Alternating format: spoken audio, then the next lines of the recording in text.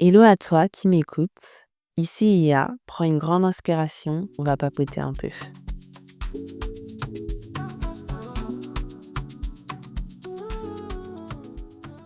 Hello, j'espère que tu vas bien. Moi, ça va beaucoup mieux, contrairement à l'épisode précédent. Je crois que c'est le vocal 5. Oui, bah oui, là, vu que c'est le vocal 6. Carrément, j'applique les conseils du vocal 4 qui parlait du travail et du fait de ne pas centraliser justement le travail dans sa vie. J'ai vu un TikTok qui disait que tout ce qui te passionne doit devenir ton job principal et ton vrai travail, donc le travail qui te permet de gagner des sous, ça doit être ton side job. Et pour le coup, j'ai trouvé ça logique. Ça m'a grave parlé et ça me correspond même beaucoup trop. Donc, depuis que j'ai un peu cette philosophie, bah pour le coup, ça va mieux. Voilà, j'ai décentralisé le travail de ma vie. Lecture du jour. Il n'y aura pas de lecture du jour. En fait, bah, je pense que justement, ceux qui me suivent sur Instagram, vous savez. Pour vous raconter un peu l'anecdote, je suis partie un week-end à Annecy avec des potes. Franchement, c'était trop bien. Annecy, je recommande, même en hiver. Apparemment, c'est mieux en été parce que moi, c'était la première fois que j'y allais. Mais c'était vraiment grave cool. Il faisait super froid, mais on a bien profité. En plus, c'était un groupe de potes. Je pense qu'on avait tous les 4 marre du taf. Donc, ça nous a vraiment fait une pause. Bref. En gros, pour ce week-end, je me suis dit que vu qu'on allait à Annecy en voiture, j'allais en profiter pour commencer le livre La Psy.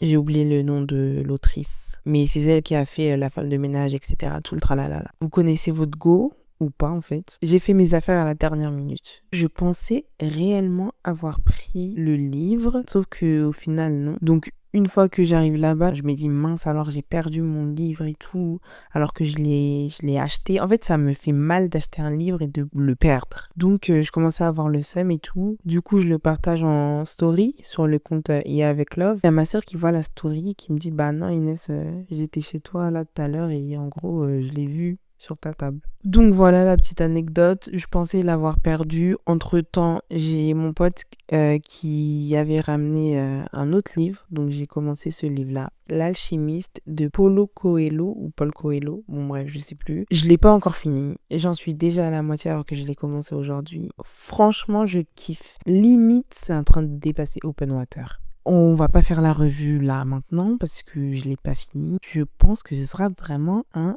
banger. Donc pas de lecture du jour. À la place, je voulais parler d'un petit truc que j'ai fait au début du mois de novembre. Donc en gros, tous les 6 mois, j'enregistre un vocal que j'écouterai dans 6 mois. Et donc, comme je disais, au début de ce mois, j'ai réécouté celui que j'avais enregistré au mois de mai. Et vraiment, ça m'a fait un choc un peu parce que en 6 mois, il se passe tellement de choses. En fait, on s'en rend vraiment pas compte. Dans mon audio, je parlais de trucs assez personnels, de mes doutes, de mes peurs, de ma vie professionnelle, de ma santé mentale, mes relations, mes projets, etc. Et en réécoutant, j'ai vraiment remarqué qu'il y avait eu une amélioration sur pratiquement tous les points. En 6 mois, j'ai pu créer un petit cocon, j'ai pu aussi créer ce podcast, j'ai pu plus assumer mes locks et ça m'a rappelé un truc vraiment important. En fait, on voit jamais nos progrès au quotidien et c'est en prenant du recul que ça devient plus clair en fait. Franchement, ce système de vocal,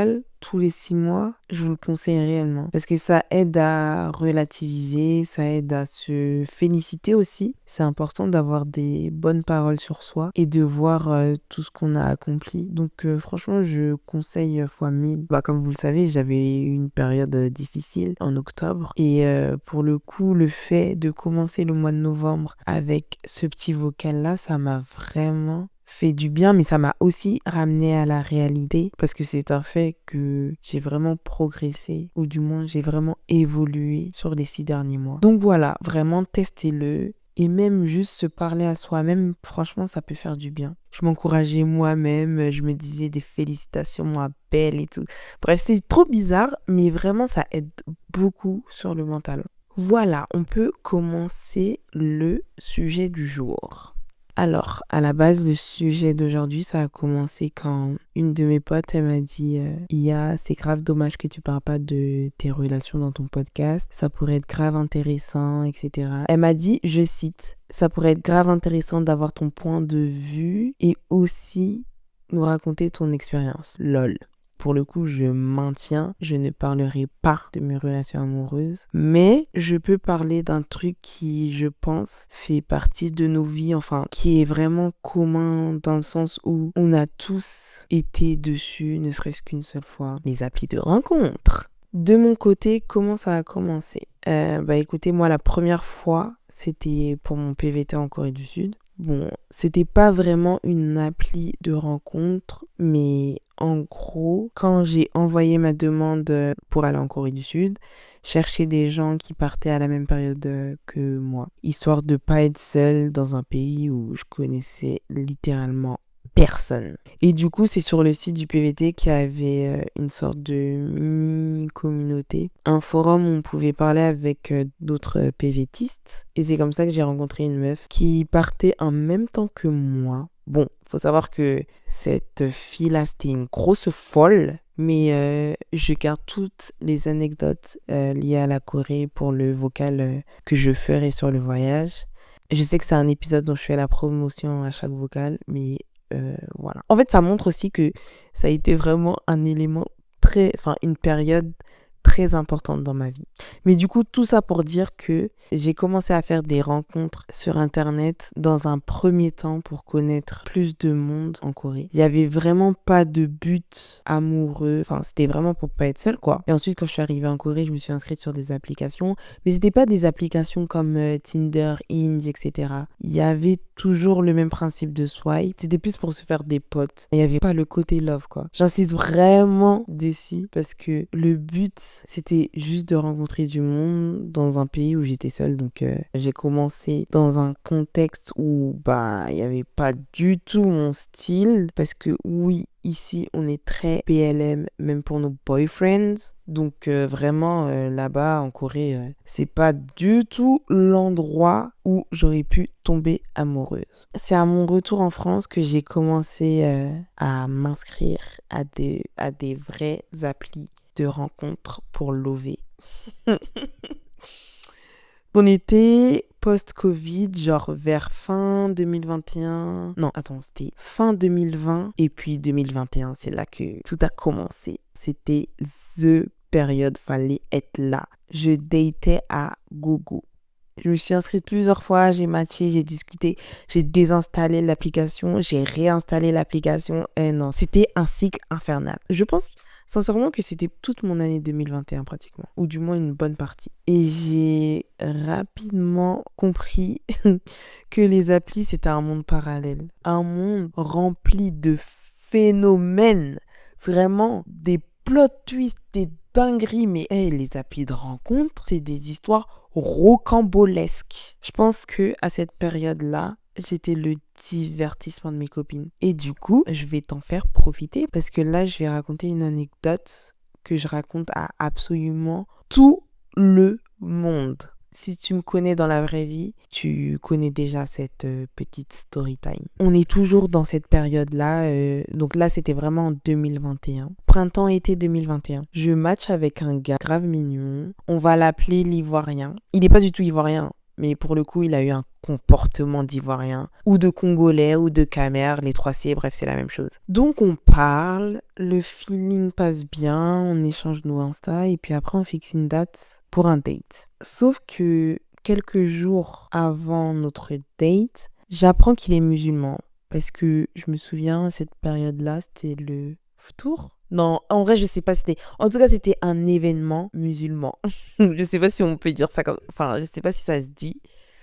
Mais bref, il y avait un événement chez les musulmans et du coup, lui, il avait fait une story, c'est comme ça que j'ai compris. Et puis, je lui avais posé la question, il m'avait dit que oui, il était musulman. Et moi, comme vous le savez, je suis chrétienne et à cette période, vraiment, j'avais pas de limite, mais ça, c'était ma limite. Et ça l'est toujours d'ailleurs. Je voulais pas dater quelqu'un qui n'a pas la même religion que moi. Même si, à cette période, j'étais pas vraiment dans une optique de me mettre en couple. C'était quand même un no-go, quoi. Mais j'ai pas annulé le date parce que on s'entendait vraiment bien. Enfin, on avait vraiment le même délire, c'était fluide et tout. Donc je me suis dit, why not? En vrai, voilà, tu vas passer un bon temps. Il me semble qu'on avait prévu une activité, un dîner et puis après balade dans Paris. Je sais plus ce qu'on avait fait comme activité. On avait bien organisé le truc, quoi. Enfin, c'est surtout lui qui avait bien organisé. C'était au printemps-été 2021, donc il faisait beau, il faisait nuit tard, donc c'était la vibe parfaite pour un bon date. Donc je le vois pour la première fois. Le date se passe grave bien, c'était fluide. Je pense jusqu'à présent que c'était le meilleur premier date que j'ai fait. Ouais, parce que c'était grave chill, c'était grave bien, on s'entendait bien, je faisais que de rigoler. Je crois que pendant le date, je lui avais déjà dit que bah c'était mort. Il me semble, hein. Je sais plus comment j'avais abordé le sujet. Au final, vu qu'on n'a pas la même religion, ça allait pas le faire. Lui, il avait un peu insisté. Il a vu que j'étais hyper fermé, enfin que c'était un non catégorique. Il a arrêté et puis on continuait quand même à se parler vite fait de temps à autre et puis après on a arrêté de se parler tout court. Ça s'est terminé comme ça en vrai, j'avais zéro regret. C'est pas que je m'en foutais mais je fais que de le dire, c'était vraiment un non catégorique donc pour moi j'étais déjà passée à autre chose. Quelques mois plus tard, je reçois un coucou ma belle. Est-ce que vous savez ce que c'est un coucou ma belle? J'ai tellement halluciné quand j'ai vu ça. Et dans le message, la fille en question, elle me dit ouais, je crois que t'as parlé à mon gars et tout il y a quelques temps. Je veux juste avoir des réponses à mes questions. Un truc du genre. Et moi, je me souviens, j'étais en alternance à cette période. Quand j'ai vu le message pendant ma pause, et je me souviendrai toute ma vie. J'étais tellement choquée. J'étais bouche bée. J'arrivais plus à travailler. Parce que de un, quand j'ai reçu le message, je commençais à fréquenter mon ex. Au début, je pensais que c'était sur mon ex, qui n'était pas mon ex à cette période. Enfin, on était en train d'apprendre à se connaître, quoi. Et puis de deux, vous l'aurez compris, elle parlait de l'ivoirien. Jamais de toute ma vie entière, j'aurais pensé qu'elle me parlait de lui. C'était littéralement le gars le plus gentil, le plus calme. Vraiment, de toute ma période application, de toute ma période dating, c'était le mec le plus normal. Posé, calme, doux. Bref, donc on commence à échanger sur Insta. Elle me pose grave des questions. Mais moi, girl que je suis, je lui propose qu'on s'appelle directement pour que ce soit plus simple. Et surtout, j'avais trop la flemme d'écrire des pavés. Carrément, je sors du taf plus tôt. Avant même de prendre le chemin pour rentrer chez moi, je l'appelle. Et puis, elle commence à m'expliquer son histoire et tout. Pour résumer, et sans rentrer dans les détails parce que au final, ça me concerne même plus moi, mais ça les concerne eux. Le gars, c'était vraiment un chien de la casse. La définition même du charognard. J'ai jamais vu ça de ma vie. J'ai jamais vu ça de ma vie. Vraiment, je le redis une troisième fois, j'ai jamais vu ça de ma vie. Rien à voir avec le mec que j'ai daté quelques mois plus tôt. Surtout que la go, c'était une Daisy et lui, bah, c'était un noir. Et les trucs qui lui sortaient, les trucs qui lui disaient, non, c'est là que je me suis dit vraiment, l'homme est très méchant. Et du coup, la go, elle me demande des captures d'écran de nos discussions. Sachant qu'il s'était vraiment rien passé entre lui et moi. Parce que, encore une fois, j'étais fermée à cause de la différence de religion. Mais du coup, je lui ai tout envoyé et puis voilà. Quelques temps plus tard, les deux ont supprimé leur compte Insta, donc je suppose qu'ils sont restés ensemble. Enfin, en vrai, j'en sais rien. C'est des suppositions parce que j'ai pas le fin mot de l'histoire. Mais je me souviens très bien, maquerelle que je suis, je lui avais renvoyé un message après notre appel et après que je lui ai envoyé toutes les captures d'écran. Je lui avais renvoyé un message pour lui demander si elle avait des réponses à ses questions parce que c'est exactement ce qu'elle avait mis dans son premier message « Coucou ma belle ». Là. Elle m'a répondu que oui, elle avait eu des réponses à ses questions. Et elle avait rajouté un truc du genre fais très attention aux mecs trop gentils, c'est les pires. Du coup, moi, je vous redis exactement ce conseil dans ce vocal. Voilà, c'était l'anecdote. Mais pour revenir au sujet du vocal, pour moi, il n'y a pas de honte à être sur les applis. Aujourd'hui, tout le monde a essayé au moins une fois. Surtout que pendant le Covid, c'était vraiment limite la norme, j'ai envie de dire. Et en soi, les applis, ça a du potentiel dans le sens où ça te permet de rencontrer des gens, d'élargir ton cercle, de discuter, mais moi, maintenant, j'y suis plus déjà. Pas parce que j'ai honte, pas parce que je juge ou autre, mais vraiment parce que ça me correspond plus en fait. Mentalement, émotionnellement et même être sur les applis, ça demande de l'énergie, hein. Là, si actuellement je me remets sur les applis, je vais pas tenir longtemps. Vraiment, j'ai fait le test il y a quelques temps. Je peux pas, je peux plus. C'est plus fait pour moi. C'est pas compatible avec ma personnalité en fait. Je préfère 1000 fois rencontrer quelqu'un en vrai dans des événements par exemple. C'est pour ça d'ailleurs que j'essaie de sortir plus. Et quand je dis sortir plus, c'est pas forcément aller en boîte de nuit, mais plutôt aller à des événements qui me correspondent comme des events liés au R&B ou encore par exemple il y a un événement que je veux trop faire. C'est une sorte de rassemblement de poésie.